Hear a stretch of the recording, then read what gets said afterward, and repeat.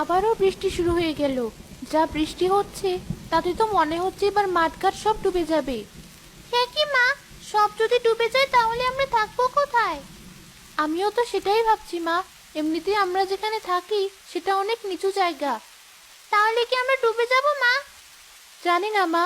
আর দেখ, তোর বাবা আজ এখনো বাড়ি ফিরলো না। যাই, আমি বরং রান্না বান্না সেরে নি। বাড়ি এসে তো আবার খাবার চাইবে।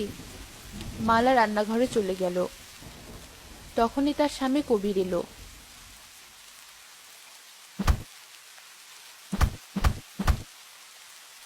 কই, কোথায় গেলে? তুমি এসেছো? আমি তো ভাবলাম বাড়ির কথা ভুলেই গেছো। কি যে বলো না। মা ঋতু, গামছাটা আন দেখি, একদম ভিজে গেছি। এই নাও বাবা। এ কি বাবা, অতগুলো কলা গাছ কেটে এনেছো কেন?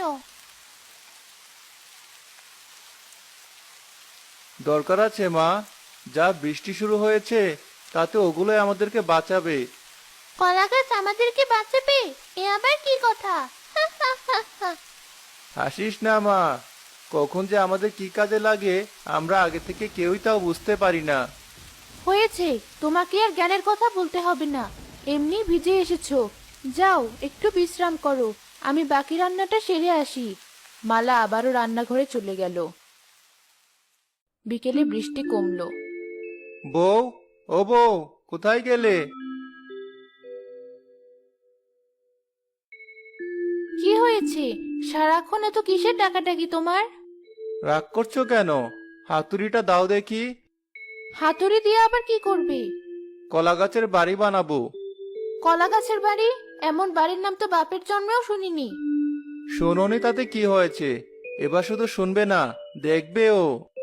আবার এমন কিছু করো না যাতে সবাই তোমায় পাগল বলে ডাকে।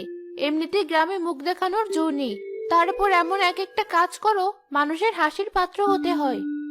মানুষের কথায় অত কান দিও না তো, ওরা এমনই, সব সময় এর ওর পিছনে লেগে থাকে। যাও, যা বললাম তাই নিয়ে আসো। তোমাকে নিয়ে আর পারি না। এই নাও হাতুড়ি, আর যা ইচ্ছে তাই করো। হাতুড়ি নিয়ে কবির উঠোনে বসে কলা গাছ কাটতে লাগলো। তখনই তাদের প্রতিবেশী মকবুল সেখানে এলো।